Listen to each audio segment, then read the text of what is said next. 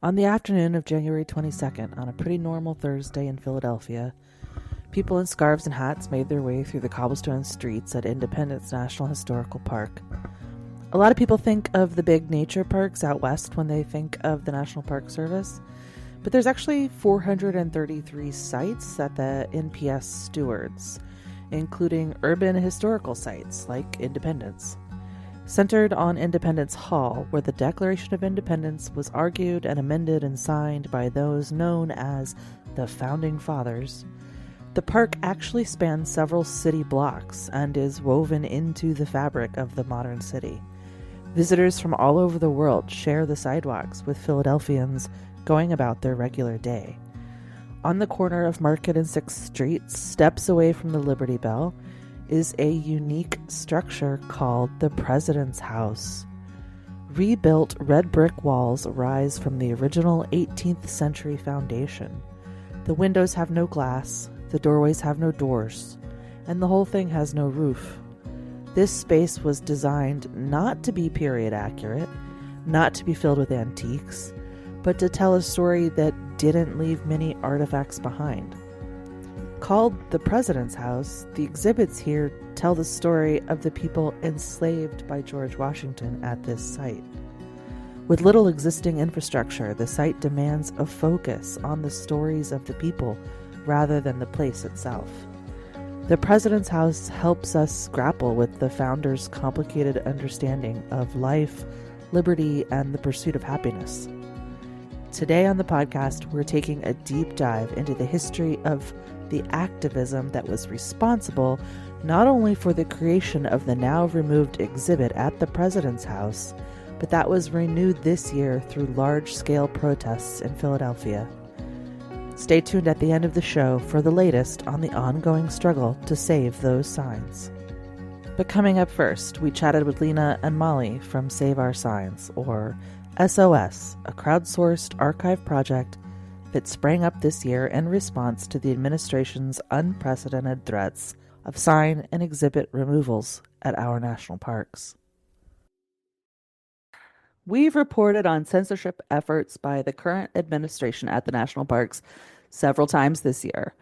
The erasure of trans people and stories from park websites, the cancellation of DEI work groups and initiatives, snitch signs asking visitors to report anything that is negative about either past or living Americans, executive orders and secretary's orders forcing parks to do audits on their bookstores for anything that might promote illegal and immoral discrimination programs. Whew, it's been a crazy year. So today we are talking to some folks from an organization called Save Our Signs, which is one of the genuine grassroots responses to this authoritarian nonsense that has come out this year. All right, Molly and Lena, you want to introduce yourselves? My name is Molly. I'm a librarian. I'm a social sciences librarian and one of the founders of Save Our Signs. Hi, I'm Lena. I'm also one of the people working on Save Our Signs. I'm one of the co-founders and the steering committee member at the Data Rescue Project, which is one of the sponsoring groups for Save Our Signs. And in my day job, I'm a medical librarian. That's so cool. Yeah, I enjoy it. It's not a job a lot of people know exists, but I get to help a lot of people from, first year nurses and residents all the way up to people who are working in the lab with genes or with mice. And when we have evidence-based medicine, someone needs to go out and find the evidence. So I help them understand how to find the evidence, help them navigate the publishing process, succeed in the various school programs they're in. I really enjoy it. There's a lot of variety. So yeah, that's my job. Is that how you got involved in the data rescue? Yeah, so I'm a data librarian. That's my title. So when things started happening with the administration, there aren't that many data librarians in the country. We all kind of know each other. And a lot of people started getting together, talking about what was happening. And the Data Rescue Project launched pretty quickly in February 2025 out of those conversations, like as data librarians. What can we do to help push back, help preserve the data sets that our researchers are relying on? And over time, it's expanded into different projects like Save Our Signs.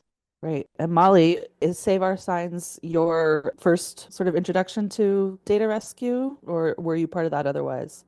Great question. I was not involved in the efforts of saving data, but I was long following and admiring the work of the Data Rescue Project. As a social sciences librarian, I'm often helping people find data. So when federal data sets started going down in February, it affected the researchers I work with. And I was so grateful that there was this group making sure that the data was collected and saved someplace else. And I ended up, though, getting connected as a participant in the Data Rescue Project kind of serendipitously. I was working with some folks at the University of Minnesota, and we learned about, in particular, our government publications librarian, Jenny McBurney, learned about the secretarial order that you described targeting national park signs. And we were already working on trying to save things that were going down from federal websites. We were kind of focused on everything plus, like the Data Rescue Project was working on data. We were wondering about working papers, text, other kinds of items that were going down. And Jenny immediately was like, who is tracking these national park signs that are being threatened? And so we started having some internal conversations. And then we discovered in late June that Lena and others at the Data Rescue Project were having the exact same conversations. And so, of course, we were immediately like, let's join forces with these other fantastic professionals. We're going to be stronger together. And that's how I got involved. You said something there that I think is super important. So this started to be something that crossed your desk and came across your radar early in the year, in February. But the reason you guys got these sort of early warnings is because it affected something for you personally. That's because both of your jobs had to do with that. And I think that's something really critical. That's why so many of federal workers are standing up and speaking out. That's a big part of Resistance Rangers, is because it's affected us personally so intensely so early on in the year. It came out of the gate swinging and just everything started hitting us. So there's a lot of people out there who didn't have that early warning, and it may have taken them months to start to have it trickle down and affect them.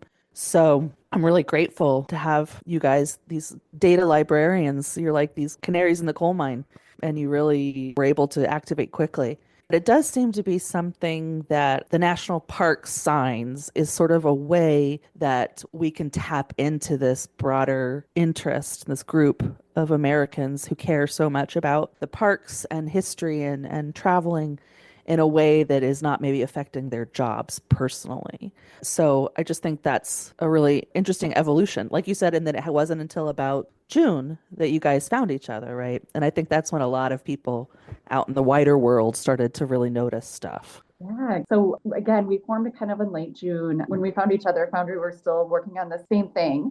And collectively, we decided right away we wanted to try to get something out before the 4th of July long weekend, time when a lot of people visit national parks. We thought that would be a great time to start pushing to have people snap pictures. So we kind of just started with like, okay, logistically, how do we build the infrastructure? Unfortunately, librarians are experts on thinking about how do we collect data and how do we store it? How do we store it safely and securely? So on our end, we started building a Qualtrics form to invite people to submit photos. And as Lena can speak more to, it was a very iterative process. We put together a form. We tried to figure out, okay, we chose Qualtrics because it allows people to be anonymous. That was really important to us. Other options we looked at would be traced back to an email. Qualtrics, we realized, okay, people could submit a photo on their own. And then we kind of started to figure out, okay, what's the information we need to collect? So we know like what we need to know about what signs, in case these signs ever do get changed without collecting too much information. And Lena, I know you were extremely helpful in that process and kind of like refining our form and our data collection. So I don't know if you want to speak more to that. Yeah, I mean, it wasn't just us. There were a lot of people involved. Yes. And through our connections to the Data Rescue Project, we were connected with a colleague at University of Michigan who was kind of an expert in Qualtrics forms, and she was able to help us make like a new iteration on the form that was a lot better than like our first try at it. So, like, it was really a group effort and with various people contributing at various points in the process. Like, one person reserved the Save Our Signs domain name. So, people from different organizations that we had worked with in the Data Rescue Project all contributed something. One thing you said about how a lot of people don't necessarily notice these things in their everyday life, I think that's something we've dealt with a lot with the Data Rescue Project, is that trying to explain to people the importance of federal data and federal information, because it's not necessarily something people think about a lot, and trying to do a lot of outreach to explain to people that, like, this is something they use all the time, even if they don't think about it. Good infrastructure you don't think about. Right, like So, the highways. yeah. It's like all the stuff that the government does that we don't think about and take for granted, but it's so much more than just physical infrastructure, right? It's exactly what you're saying is so Yeah. much of academics and science is built on the infrastructure of these government data sets. Yeah, and the example I always use is like if you're looking at a Zillow listing for a house, if you know how there's that thing where it tells you like this is a good school district, that's based on Department of Education data. That's where it pulls it from. So like this stuff is everywhere, and we are right now the Data Rescue Project. We're hosting a blog post series from some people from the American Statistical Association. They have this great metaphor that like good federal data is like the egg in a cake. Like you don't taste it, but you need it to make the cake work, which I thought was a really smart metaphor. And I think that's what a lot of this work has been like, trying to explain it to people that, yeah, this is really important. You just don't necessarily think about it a lot. Yeah, it's such a good point. I love that you guys did find a way to make it really publicly accessible and interesting. So how did that happen? It sounds like at first, it's all happening within your academic networks and within this group of people that you already know and affinity groups. And then how do you start moving outside of that and reaching and activating people in the wider world? Yeah, we were really lucky to have fabulous journalists that were really interested in what we were doing that really helped us spread the word. Lena, I think you or other folks at the Data Rescue Project had a connection with a fabulous journalist from 404 Media, which was one of our earliest places that published about this particular project. Here in Minnesota, we had a columnist for the Minnesota Star Tribune, kind of our local big state paper, wrote about us really early on. And from there, kind of word started to spread and things really exploded in late July. The New York Times reported on that really famous sign in Muir Woods that was altered. They had added all this wonderful contextual information about Muir Woods, and all that work that the Rangers and others put into it was then yanked and taken away. After that New York Times piece was published, somebody tipped them off about us and they added our project to the article. And that night I was just watching the Qualtrics form and the entries were just like rolling in really quickly because a platform like the New York Times is able to reach people all across the country. And so from there, we really started getting more media attention. We had local journalists who did a really nice job, like taking this story and then explaining why it mattered for people in their states. Like these are the really important national historic sites you might not even know about that are, right here in our backyard. These are the stories they tell. Go out and capture them. So that's just something I was really grateful for. And in a way, that was a grassroots effort too, because these different journalists would be speaking about their particular community and they were able to like make connections that, we wouldn't necessarily be able to make. Yeah, like helping identify people to understand that they are stakeholders in that Yeah. community of data, which is really interesting. So I guess that kind of brings me to what is at risk here, and how do we, like we talked a little bit about this, the federal data underpinning so much, and then specifically for Save Our Signs, what do you guys see as what's at risk?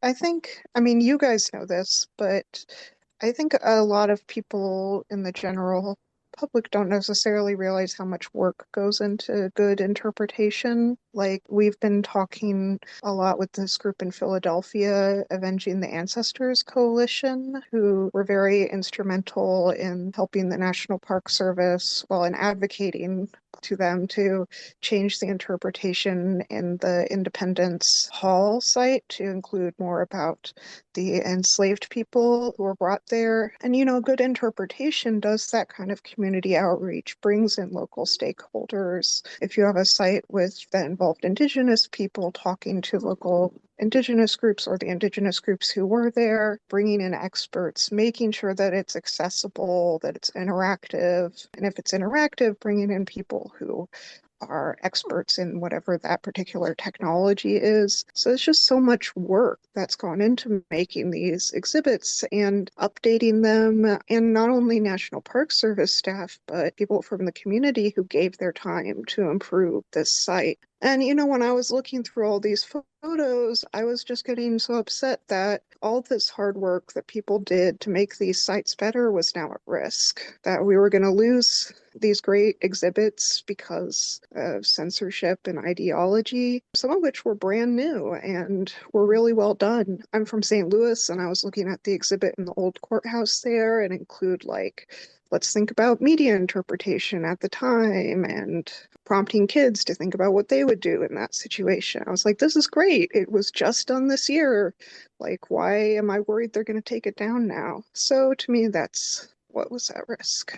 And there's been just so much, I mean, you all know this, so much phenomenal work that's been done over the past 40 years to ensure that national park sites are telling a much more complex and comprehensive story of American history than was originally told. There have been numerous sites added to tell stories about the civil rights movement, to tell stories about the incarceration of Japanese Americans during World War II, to tell stories about genocide against indigenous nations. And so many of those stories, as Lena alluded to, are being told now because of the activism of communities. Like the Manzanar Committee worked for decades to make sure that the story of the incarceration of Japanese Americans was told and told to the public. And we now have a very small group of people, but they have a lot of power that want to roll back the clock and want to go back to a time where we, talk about great men on horseback, but we don't talk about how all communities that now make up the United States experienced American history. And that's just such a huge loss. Each national park site has a congressional mandate to tell the history and the significance of that site. And so when we lose that, we're just losing all of the histories of our nation, and we lose our ability to understand and be critical about that history and to think about how we want to move forward as a nation. Yeah, you guys are making me cry. Just thinking about this is so upsetting.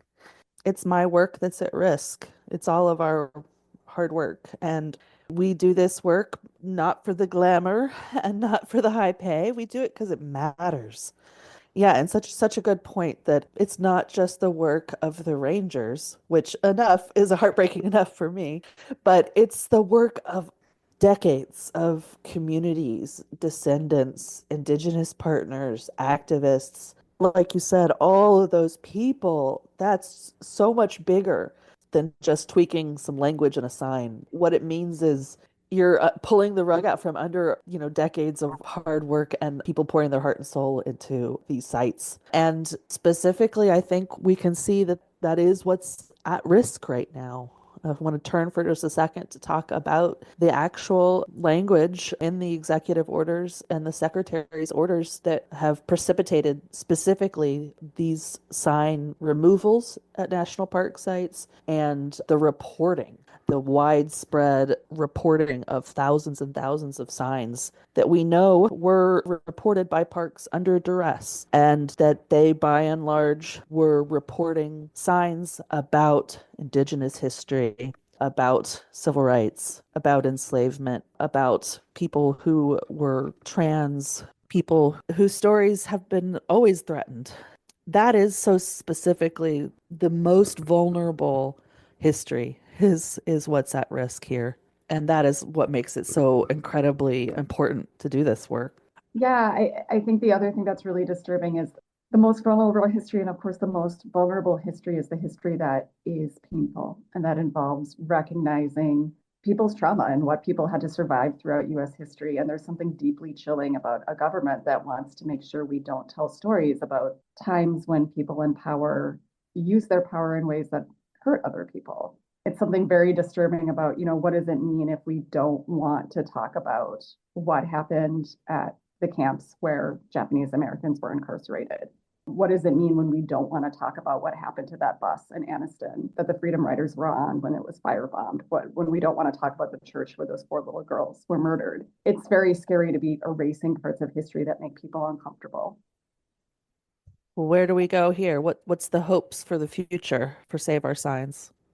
The thing I get a lot of hope from at this very, dark and difficult moment is we have so overwhelmingly gotten a positive response from people who have heard about our project. And we have gotten submissions from, I think we're now at over, you can correct me if I'm wrong, 11,000 submissions from across the country. And we've also heard from people that have specifically thanked us for giving them something to do at this moment. Anyone can take a camera, go to their local national park, national historic site, but get out, see the amazing history that's told at these places and engage with it.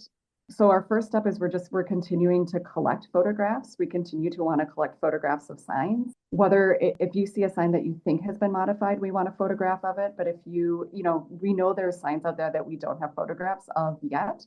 So we are continuing to collect signs. That's like the number one thing we're doing from here is our project is not done.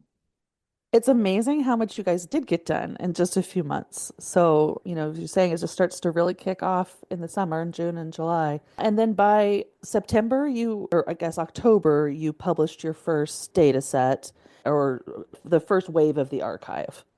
Yeah, the first wave of the archive is about just over 10,000 photos, and that's viewable online. You can look by park, and you can also, all the photos are published CC0, so they're free to reuse. If anyone listening, wants to do an art project or as a student who wants to use image data, we definitely encourage people to reuse the photos for their own projects. Like if you want to do a project about one of the parks, they're there for you to use. And we hope that, like I mentioned, the Avenging the Ancestors Coalition, we've talked to them. They're interested in using some of these photo sets to maybe make sort of an alternative interpretation site if the signs do ultimately go down.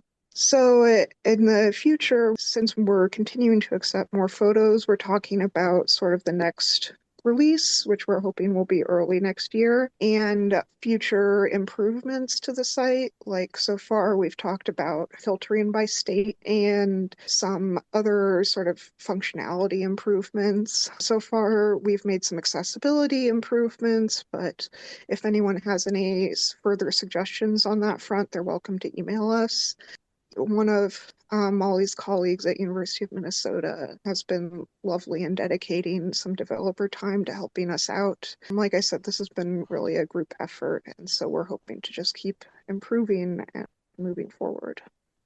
And is that something that like we could put a call out for volunteers, not just for the signs? Do you need volunteers to help sort data and tagging things and other types of volunteers?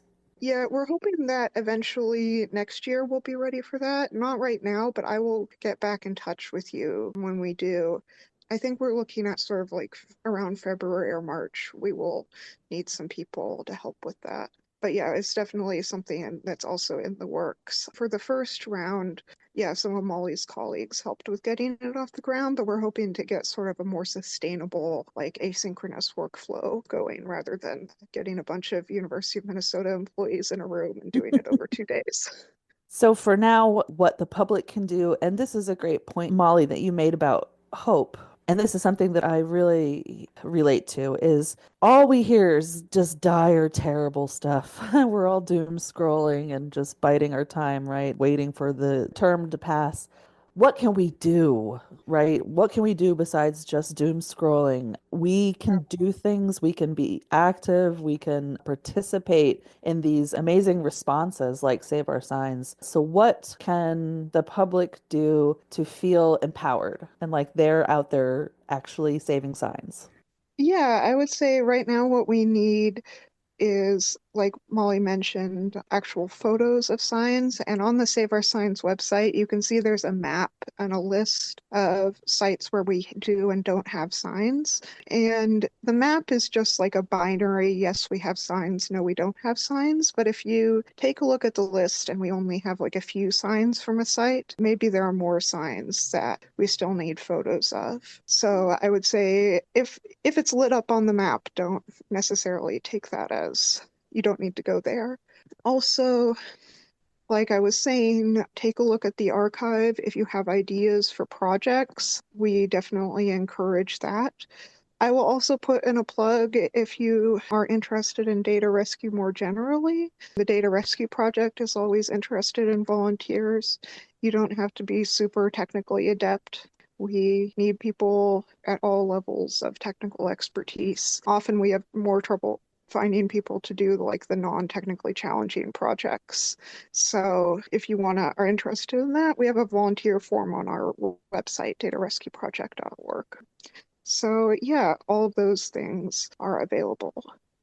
And I know Lena mentioned like we invite people to make art, to do analysis on the photos we have. When we collected the photographs, everyone had to agree that the photographs would go into the public domain. So the entire published archive right now of over 10,000 photographs, that is national park signs are intended to be for the people, and that archive is for the people to do, use the archive to raise awareness about these histories or about the national parks. We encourage people to get creative, to bring their own expertise into the process. And we hope people not only continue adding to the archive, but also really use the archive in a way that can raise awareness about a lot of things, about national parks, about history, about climate change. So, anybody who lives anywhere near one of the 433 national park sites, just make sure your local sites are covered. Get out there, take photos. And if you don't live near a site, you can still participate. You can get in there and make art. You can start a project. You can send it to a teacher you know. I got to imagine that teachers are going to be using this as an amazing resource for their classrooms. Yeah, we had an opportunity to visit a public history classroom and actually like use the archive in a class lesson. So that is a phenomenal idea. I'm a former teacher myself, so I love that idea. It's a great way to get students talking about, okay, who gets to tell the story of history and who should decide and how should you write a sign that tells this story. Lots of very, very rich conversations to have there. I was thinking about, that article that you sent us about the NPS being such a trusted site for this kind of information and how, we already have this history of people going through and seeing what stories are we failing to tell and then filling in those gaps. And so it kind of seems like rolling back a lot of these signs, a lot of this information is going to be causing people to reinvent the wheel. So having all of this saved lets us progress more efficiently with the story of America, not just having to fill in gaps that don't actually exist. So I was really glad to hear you talk about the emphasis on being able to think critically moving forward. As we have our signs being saved, as we keep on challenging our visitors, our guests, to think about the things that they're reading and not just surface level consume stuff that doesn't make them feel bad. Yeah, that actually really reminds me of such an important point that people may not realize. Some of this information may only exist on those signs. There are some subjects that are extensively covered and have books and libraries dedicated to them. And there are local sites that that sign is the only place that information exists because the park ranger who did that research was there 30 years ago and wrote a paper on it. And it's not in a book, it's not in the library, it's not on the internet. It's true. It happens all the time when I visit these sites that I find things, new knowledge, which is insane that that's still such a thing in this age of the internet. There's stuff that hasn't been scanned and put online yet. Yeah, these signs are preserving some of those stories that may only be told in those specific sites. That's a great point. You were talking about the infrastructure earlier, and that institutional knowledge that's not captured on the signs is part of what we're losing every time we lose another batch of rangers that have always had no time to sit down and actually tell the stories that they've got. It kind of goes back to that not being fully staffed thing, that we don't have the time to tell all the stories because we have other stuff we got to do. We're too busy bailing out the ship that's sinking. Yeah. And it's true, institutional knowledge. This year we've lost so much of it with 25% of the MPS workforce being no longer employed there. I can't even imagine how much has been lost. And so something like Save Our Signs, this is one of the many ways to fight against it. And I was reminded when I was looking at the site last night, going through the archive that you guys have up already, that the site I work at was not represented, and that's my bad. So I have an assignment that I've given myself is to go and document all of the signs at the site I work at and submit them to you guys. I'm excited to see those signs. Yeah. This has actually been, I guess, another hopeful or happy piece about this is I mean, it's heartbreaking. I'm learning about this under these circumstances, but just learning about, like, you were speaking to the fact, like, there's this like really specific local knowledge that's passed down at some of these sites that I'm not going to be able to find necessarily in a traditional history book and in an academic context. And I say that as someone who really respects a lot of academic context, but that's such a huge loss of knowledge. And so it has been really wonderful in the process of curating this archive to like learn about parts of American history I was completely ignorant about, stories that I didn't know happened. And I think another thing I'd add is in terms of like what potentially is lost when you start taking down these signs is it's also very powerful to encounter those histories in the place where they happened. We had a journalist from Kansas write really eloquently about this. Like if you visit, I think it was just under the Biden administration that the Brown v. Board National Historic Site was named in Topeka. It was pretty recent. You visit that site and you don't have any information about what happened there. It's just kind of a schoolhouse. But it's like the power of then understanding the story of what happened when you're at a site and having that story, knowing that story was also curated by people who work at that site who have specialized knowledge about the local community, about what happened there. It connects to other things that were happening at the time. That's not something you can just recreate. It's so true. The site-specific aspect of it is so crucial. And you can, I love books, I love libraries, I love research, but you can read the book and still not know till you stand in the place. And I think that must be very true for things like Manzanar, for Minidoka, Pearl Harbor. I'm just thinking these massive moments in American history, standing there with the weight of this space. And like you said, the people who live and work in that space every day have a different understanding of it. And not only that, a lot of times there's the lore handed down, and there's times park rangers and volunteers will be people who actually did live through some of that history, depending on how far away it was. But even it's a very far away, in time historic site, something from the Revolutionary War, you might still have descendants in the town of the people whose house you're touring. And I just think that's such an important and beautiful thing, very specific to national parks that we have. And that is another aspect of this vital information that y'all are helping protect. Thank you. I see that there's a donation link on the website. Do you all feel like you've got the financial support that you need to keep this project going? Is that going okay? Yeah, that's a good question. Yeah, we are accepting donations. We set that up because we had some folks reach out wanting to donate, and it's very helpful. At this point, the funds are going towards figuring out kind of a good tech infrastructure, making sure the archive is searchable, that we have a good storage options for the photos. And yeah, that's where we're certainly welcome donations if that's like the way that works best for somebody listening to contribute. I think the other thing that always just helps is if you don't live near a national park site. I know I grew up in a part of the country that wasn't near one. Just word of mouth has been really phenomenal too. So letting your friends, family, people in your network know about the national parks, national historic sites, national battlefields, and really just having like all the eyes we can possibly have on these different sites, especially if things continue to change, which we expect they will. We really are relying on, since the parks are so dispersed across the country, we're just really, it's a grassroots effort to know what's going on. We're relying on those boots on the ground.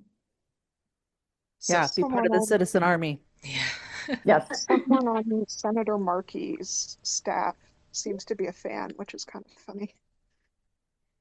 Oh, I didn't know that. Yeah, the senator from Massachusetts keeps using the hashtag in his social media posts, Cool. which, That's amazing. yeah, so it's traveling. One final question. This is a little late in this conversation. Do you have any concerns about this having sort of a trickle down effect on more state and local parks instead of just the national parks? Like, is this something we need to start looking ahead towards, since, like I said, people trust the NPS and they tend to follow the NPS? Do you have any concerns about that? I mean, you guys might have a more expert opinion than me, but I think, again, as someone who grew up in Missouri, I think often the state Republicans take their cues from the federal Republicans. So I could definitely see them being like, oh, the thing to do now is to pass a similar censorship rule for our state parks. I will say that in my experience, at least it wasn't until I moved to states where the state park system got a lot more funding that they had that kind of extensive interpretation in state parks. Like the Missouri State Park system where I was growing up didn't really have a lot of interpretive signage. It was mostly like trails and stuff. So in that sense, there would be less of an issue there. Someone who knows this better is going to come along and be like, you're wrong. So yes, I could see it in that way. I've also seen rumblings that the federal government wants to devolve some of the national park sites to the states, which I think would be a disaster because a lot of state park systems are already so underfunded. Like there would definitely be even less funding for them at the state level system, and a lot of states seem to be desperately trying to get the national park system to take over some of their parks. So I don't know if that will go anywhere because the states might really push back on trying to take that on. But yeah, I do think there are threats coming from several directions, but lack of money may ultimately be the protecting factor in a Yeah. weird way. We do have a lot of monuments that are in those crosshairs of being returned to the States. So thank you so much for that perspective.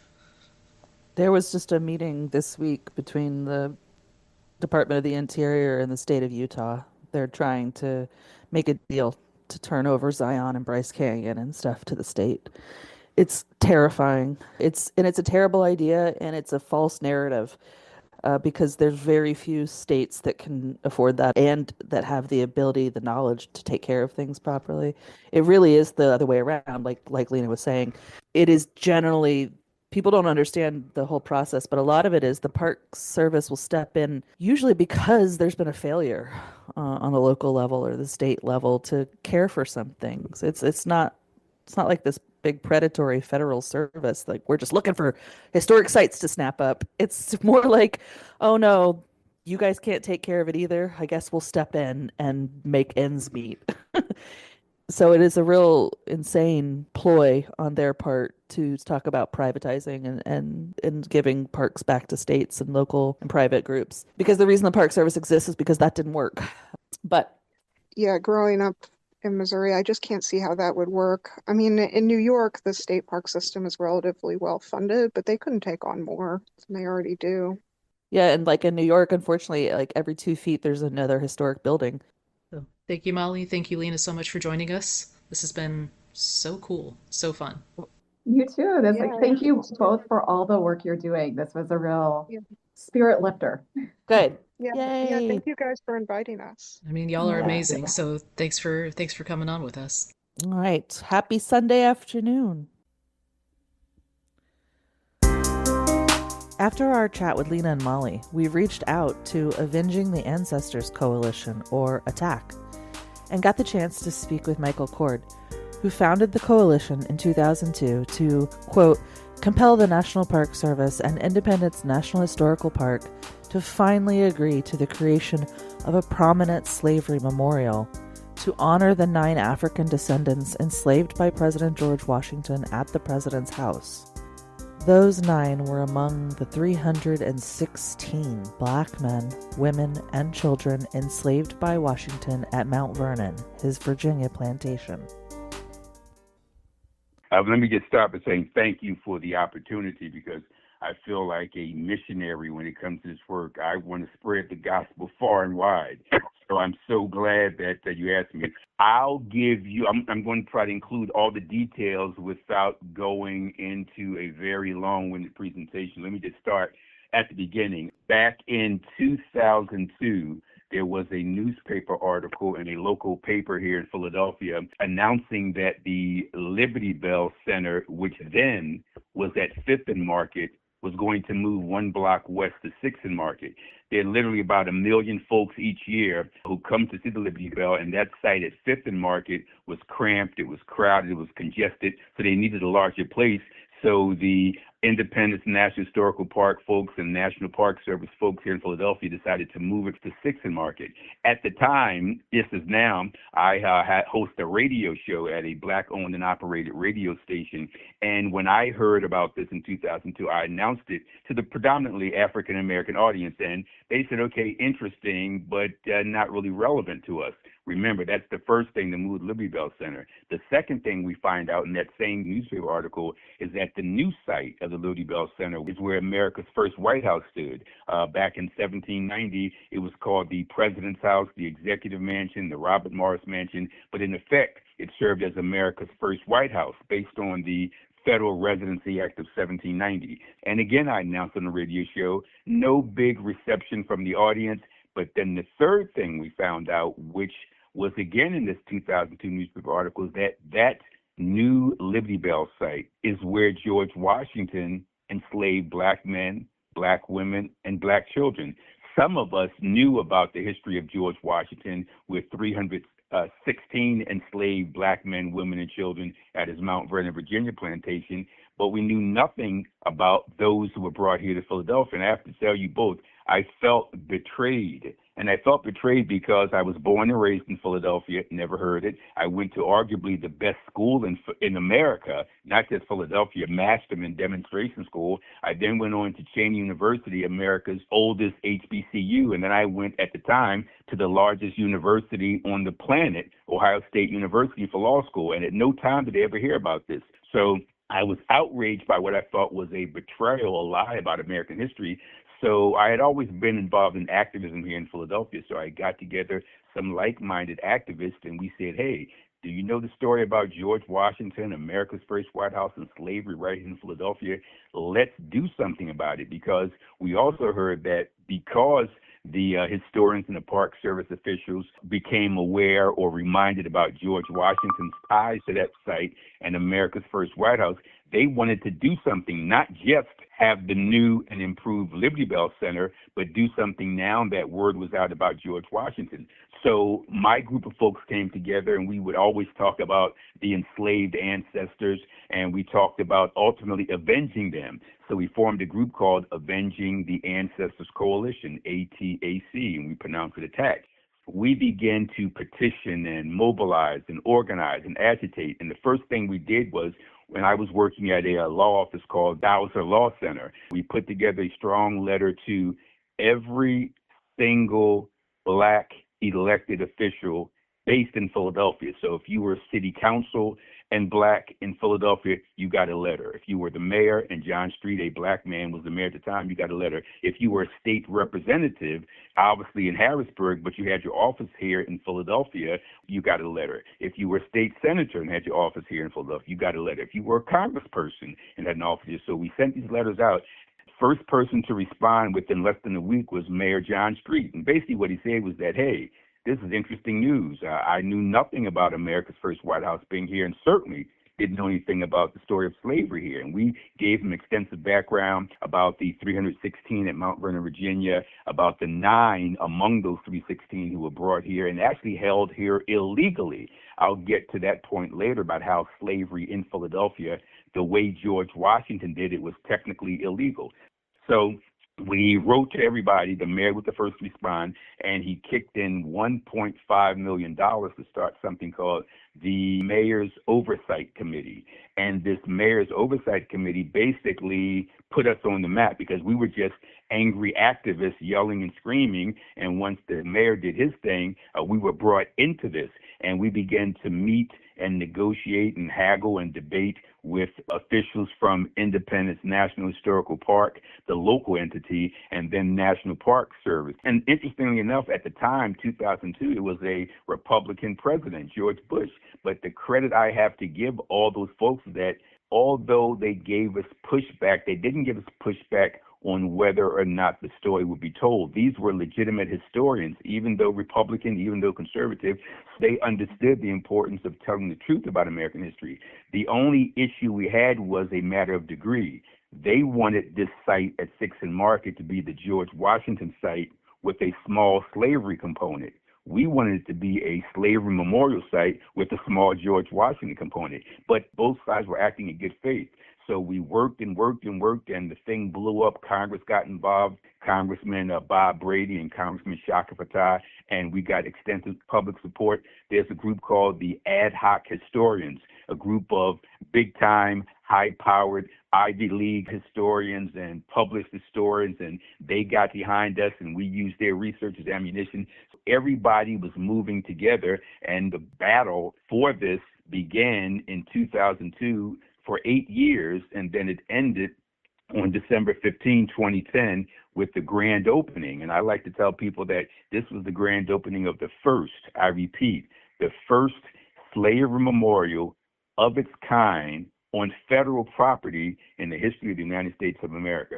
So with that grand opening on December 15, 2010, and by the way, a few weeks ago we had our 15th anniversary, on that December 15, 2010 date, everything was great until it wasn't. It wasn't 15 years later when the guy in the White House, whose name I refuse to mention, when he was sworn in, his inauguration, issued dozens of executive orders in January of 2025, and every single one that pertained to African Americans was anti-Black. So we knew what was coming as a result of that, and even before, based on his history. Now, fast forward to March of 2025, where he says basically, hey, I'm looking around these federal historical sites and I don't like what I'm seeing because it seems to be anti-American. It seems to be anti-white. It seems to be this wokeism and this pro-Black thing. And I don't like what I'm seeing in these historical sites, so I'm going to do something about it because these sites, in his words, are, quote, inappropriately disparaging Americans past and present, unquote. That's March of 2025. Fast forward to May of 2025, he assigns his Interior Department Secretary, Doug Burgum, to specifically target Philadelphia's 6th and Market President's House site. And as a result of what Doug Burgum did, there's a panel, a wall that starts on the Market Street side and travels maybe almost a quarter block. It just includes historical information about the site. And Doug Burgum, on behalf of the guy in the White House, found 13 items at the site that he had problems with. And there's a common denominator amongst all 13 that he had problems with. He never said they were wrong factually or historically. He made the argument that they hyped up the horrors of slavery too much. So each of those 13 talked about the beatings and the whippings and the sales and the auctions, and that's primarily what he had a problem with. So based on this directive from the Interior Department Secretary, there was a 120-day deadline, which took us to September 17. As of September 17, 2025, that site, 6th and Market, President's House / Slave Memorial, could have been shut down. And we tell people, even though we won as of September 17 and it was not shut down, it still could be. 2 days after that September 17 date, that would take us to September 19, Doug Burgum happened to be in Philadelphia. He came to the Liberty Bell Center and a few other historical sites, and we were trying to get his attention, yelling and screaming, but we couldn't get a response from him. But we do know that based on his May 2025 order and his September 17 deadline, the site could be shut down immediately.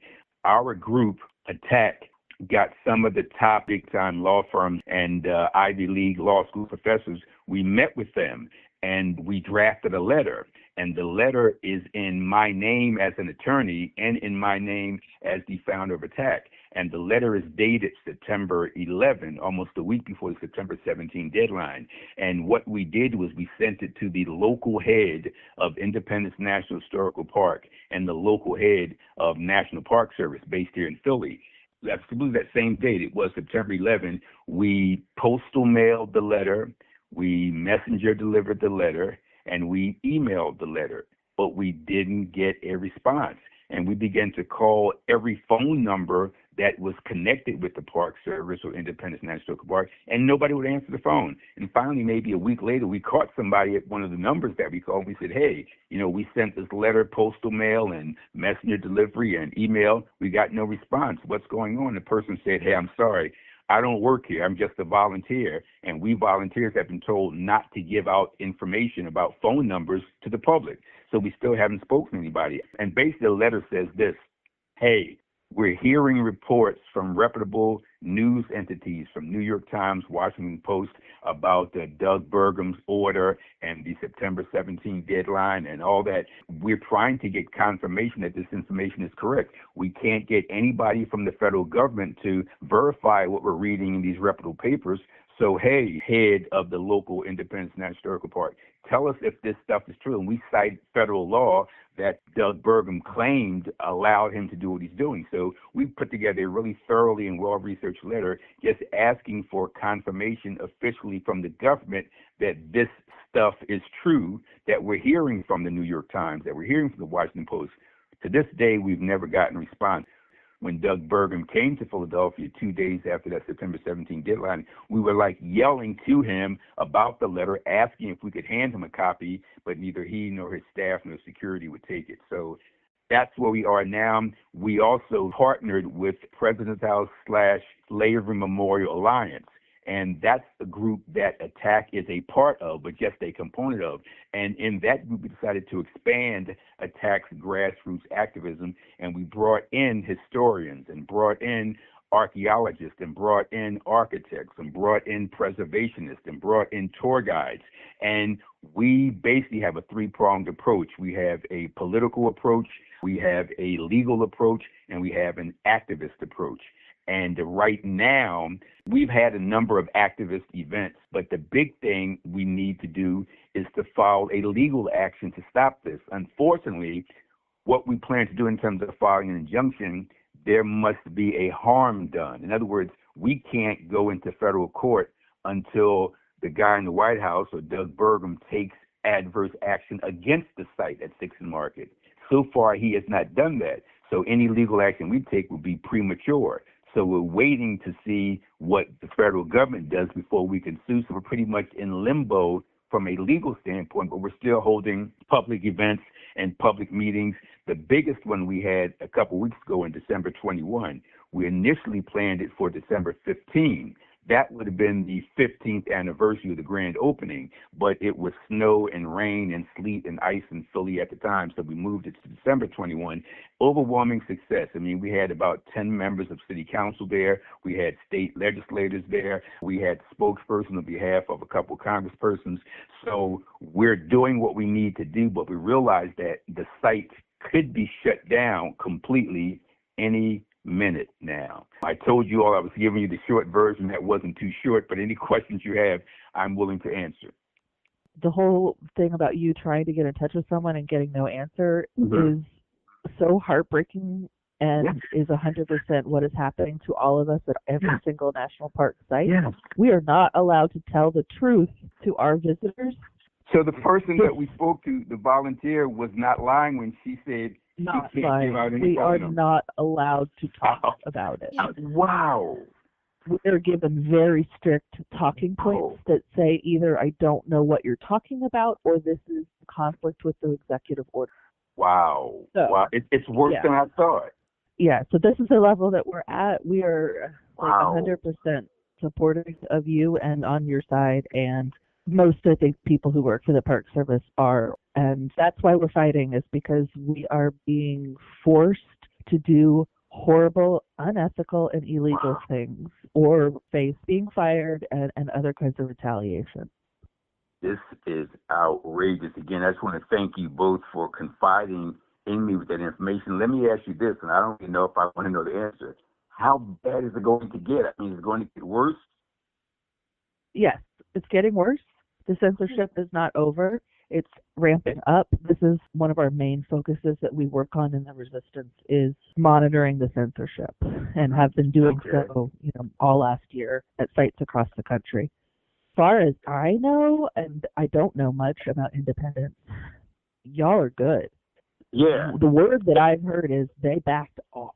Some other person sent me an email basically stating that the reason why the shutdown didn't happen on September 17 is because we were raising too much hell and we got too much media. I was actually interviewed before that September 17 deadline on the lowest level from local university and college newspapers to a higher level, USA Today and Al Jazeera. I mean, from the smallest to the largest. And they had what I call the QR snitch code at the site. And I'm hearing that all of the folks who were following up were saying wonderful things about the site and were complaining that the guy in the White House was trying to shut it down, so it blew up in their face.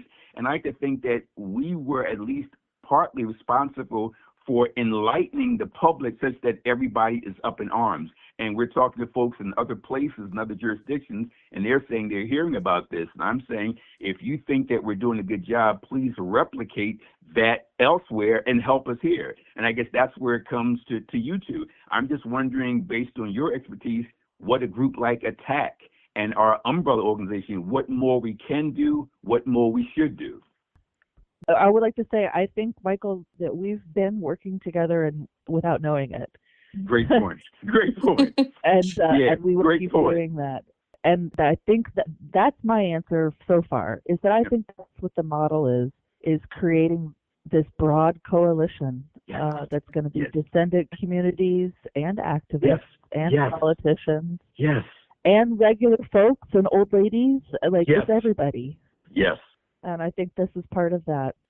But yeah, so we, Resistance Rangers, made that a big focus for the summer, was trying to get people all across the country to spam the snitch signs with positive stuff.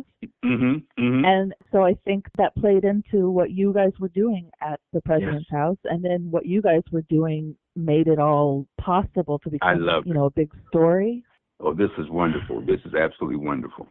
So going forward, we have many sites across the country we've identified that we think are as vulnerable and as important as the President's House. And we do want to figure out how we replicate that pushback that was done there. So how can we extrapolate Avenging the Ancestors Coalition? Like, can you do like a Zoom instruction to community groups across the country on how to do it? Absolutely, positively. I worked shortly after law school. I worked as one of the greatest civil rights lawyers in the history of Philadelphia, the great Charles Bowser, who passed away about 10 years ago.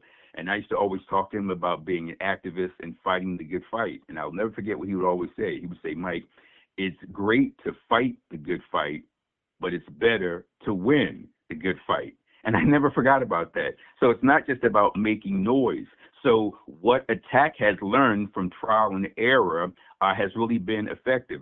The first thing, we started out with what Frederick Douglass talked about: agitate, agitate, agitate. That's the key. And if you ask me what gave ATTACK the success that we had, is that for 8 solid years, from 2002 to 2010, we just kept the pressure on. We never stopped. And we would always find reasons to have an activist event. If it was President's Day, we'd have an activist event. If it was an anniversary of the grand opening, we'd have an activist event. Anything that if it was Constitution Day, we'd have an activist event. In addition, since 2002, we have monthly public meetings. We still meet the first Monday of each month, but it's combined. It's in person and it's virtual, because we find out that folks who want to support us can't physically be there, but they can participate in the Zoom presentation, and that brings more people in. So for one, agitate, agitate, agitate. 2, you got to be relentless. The victory won't come quickly, but it'll eventually come. And the thing we're doing now, which I think is a stroke of genius, and I can't take credit for it, because the guy in the White House came down hard on this site and other sites, we decided that this was bigger than a grassroots, almost exclusively African-American organization. So we reached out to some of the folks who were kind of tangentially involved early on and said, hey, we want to start a bigger group where you all, in your lanes of expertise, can be a part of it. So with this new group, which basically came into existence, I'd say maybe late August, early September of 2025. It's called the President's House / Slavery Memorial. And we reached out to some historians, the architects, the preservationists, and we said, hey, we're going to form an architectural committee. We're going to form an archaeologist committee. And we want you, this person, wherever he, she, or they are, to head that committee. And it's kind of slow moving, but it's slowly coming together. So the question you're asking me about, hey, is there a plan that we can have replicated elsewhere? I can tell you what we've done, and I can tell you what we're doing. And I think this idea that we're engaged in now, which is pretty much let the experts lead their lane. So we're going to find out from the archaeologists, ask the architects, same thing, ask the historians, what do you think is the best thing to do to save this site and similar sites?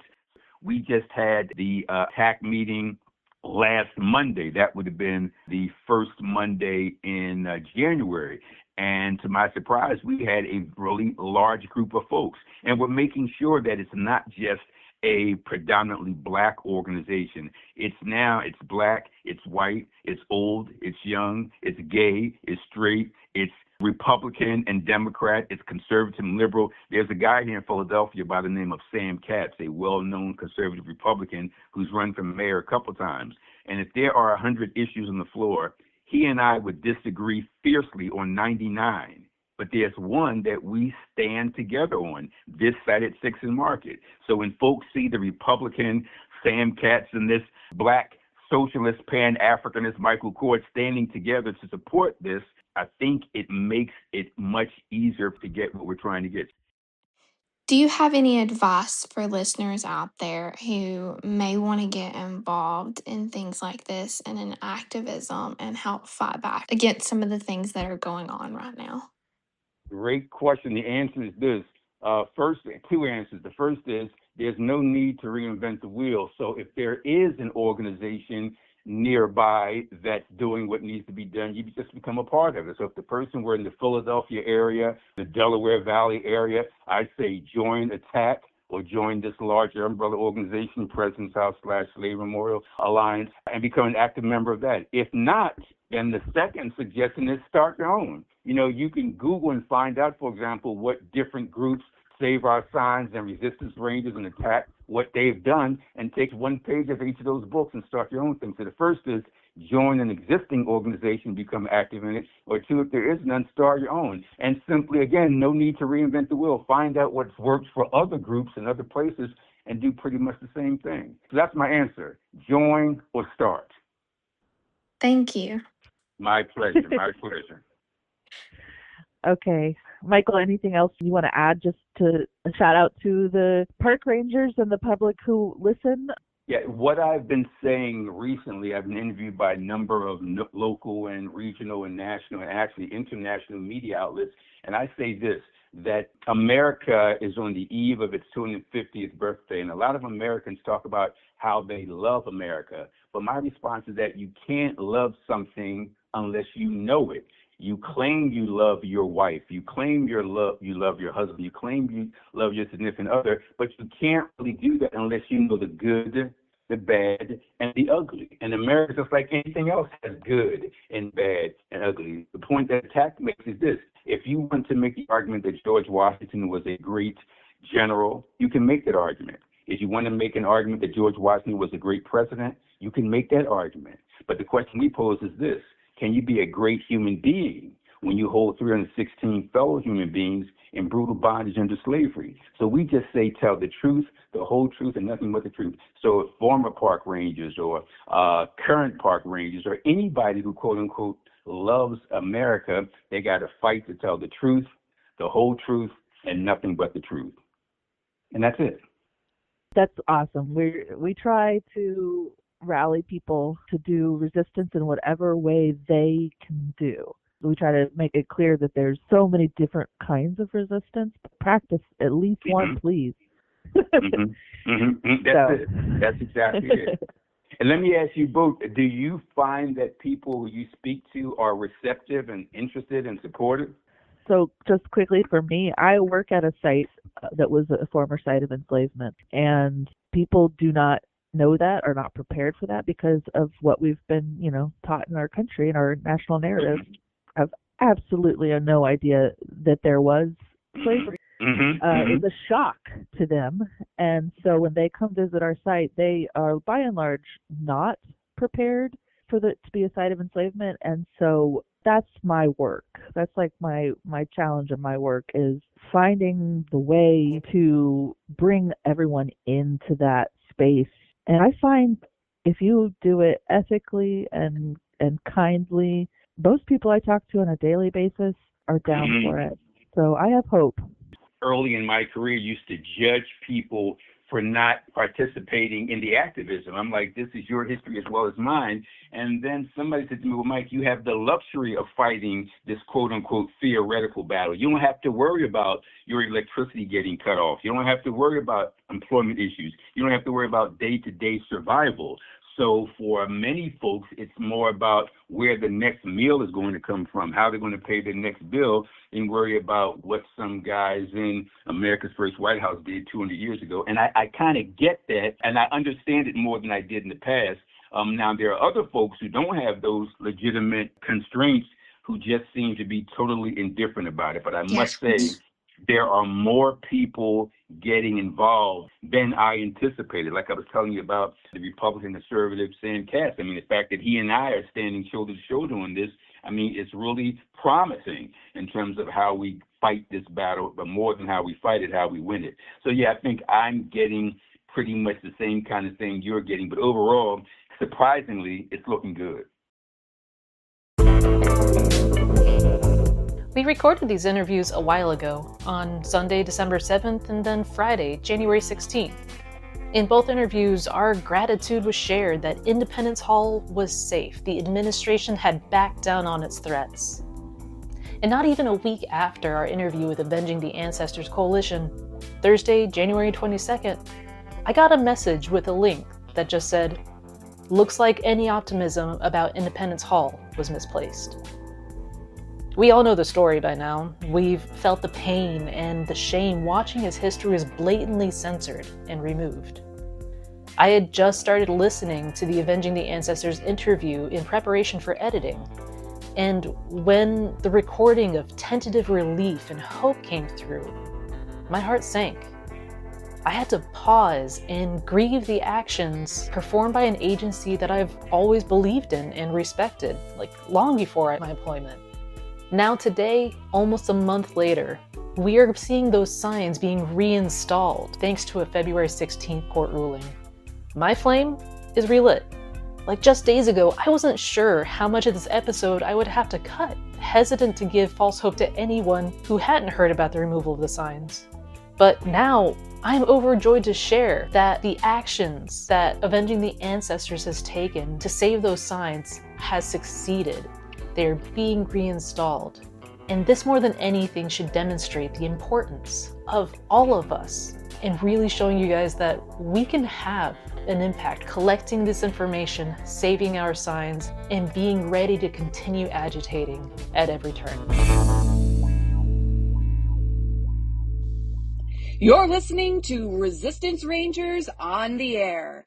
This podcast is produced by Resistance Rangers, a grassroots volunteer collective. The views expressed here are those of the host and guests who may or may not be current employees, speaking solely in their personal capacities. For any hosts and guests who may or may not be current employees, this is not a part of any official duties. We are not affiliated with the National Park Service, the Department of the Interior, or any other government agency. Nothing said on this podcast should be interpreted as official policy, guidance, or endorsement.